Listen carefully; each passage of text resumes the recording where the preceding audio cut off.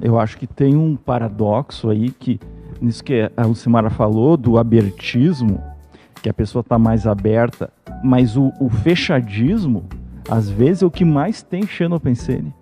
No caso, negativo, por causa da sintonia. A gente vê isso na própria psicoterapia.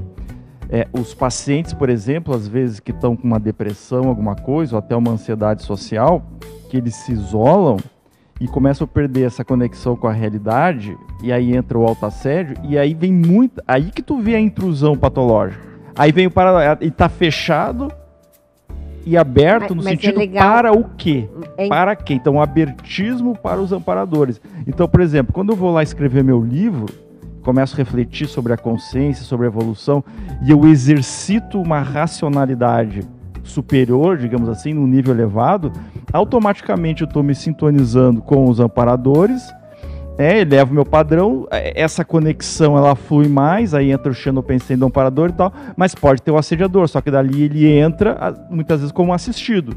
Agora, se eu estou num fechadismo, num antagonismo, num cotoveloma, num melindre, numa coisa que eu me fecho, também tem o xenopensene nesse padrão.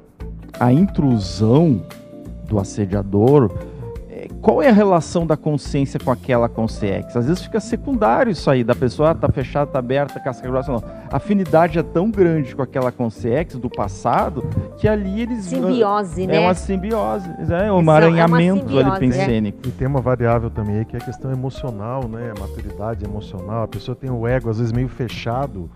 Não é questão de parapsiquismo aberto, casca grossa, paraperceptivo, não. A estrutura intrapsíquica, egóica do cara é fechado, ele é ensimesmado por natureza. Então isso soma com a questão se é mais parapsíquico, menos parapsíquico, causa uma alteração na pessoa. Que existe também a categoria daquele fechadismo. Então vamos pegar um exemplo assim, grandes personalidades, o Einstein, por exemplo. Tu vê o cara, ele tinha uma abertura intelectual, mas ele tinha um fechadismo do ponto de vista afetivo, parapsíquico. Então isso aí tem essa relação. As facetas. Então às vezes a pessoa ela até tem uma abertura cognitiva, de ideias e tal, mas ali a parte afetiva, social, energética, social, então tem essa variação. Uma técnica que eu tenho utilizado é a leitura de aforismos, citações, pensar de diferentes autores, eu tentando imprimir ali uma visão mais avançada, digamos assim, e eu crio, daí eu escrevo, porque veja bem, tá conversando com o Alexandre. O xenopensene, ele pode ser positivo, pode ser negativo.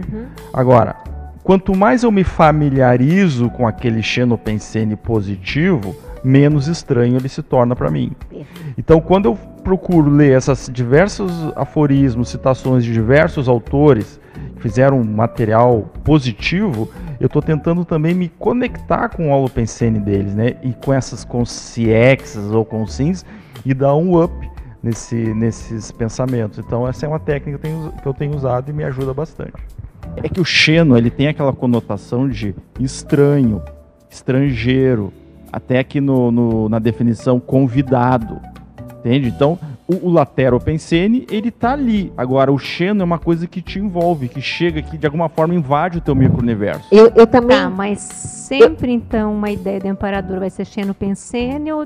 Pode ser as duas coisas, pode ser... Veja bem, vamos supor que você está dando uma aula.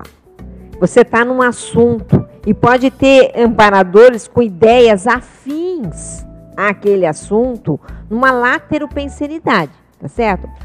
Pode ser também que o amparador gere um xenopensene, que foi o caso do Marcelo, que ele contou, não sei se você estava aqui. Ele não estava pensando naquele assunto, ele estava dirigindo, de repente veio uma intrusão positiva para fazer um alerta. Não era um lateropensene, ele não estava debatendo aquele assunto e as ideias afins estavam juntas. Foi uma coisa completamente diferente que entrou na pensenidade dele. Entende? Então, mas enfim, então eu acho que as consciências, elas se manifestam de inúmeras maneiras. A gente didaticamente está estudando o xenopensene, né?